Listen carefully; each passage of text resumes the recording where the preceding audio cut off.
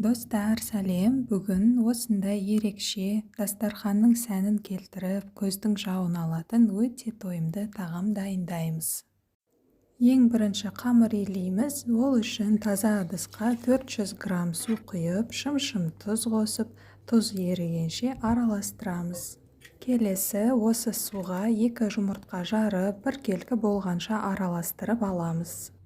Енді ұнның 4-тен 3 бөлігін қосып, ақырын араластырамыз. Бірден ұнның барлығын қоспаңыздар, мүмкін сізге осы ұнда жетіп қалады. Бұл ұнға байланысты бізге ең бастысы жұмсақ және қолға жабыспайтын қамыр илеу керек.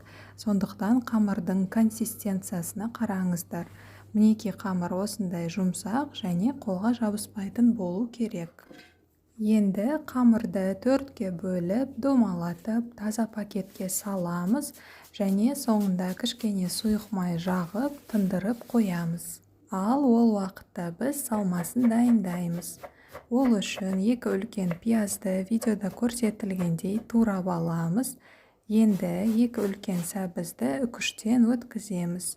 Қызып тұрған қазанға кішкене сұйық май құйып, пияз бен сәбізді жұмсарғанша қуырып аламыз. Міндетті түрде тұз бен дәмдеуіштерді қосуды ұмытпаңыздар. Салманы көп қуырудың қажеті жоқ. Жұмсарғанша ғана пісірсек жетеді. Салма дайын болғаннан кейін тез суы үшін оны басқа ыдысқа ауыстырамыз. Кішкене суығаннан кейін тартылған ет қосып, барлығын жақсылап араластырып аламыз. Ал енді қамыр жаюға кірісеміз. Стөлге кішкене ұн шашып, бірінші осылай қолымызбен үлкейтіп аламыз. Кейін оқтаумен жұқа қамыр жаямыз. Қамырды жайып болғаннан кейін бетіне кішкене сұйық май жағып, видеода көрсетілгендей кесіп шығамыз.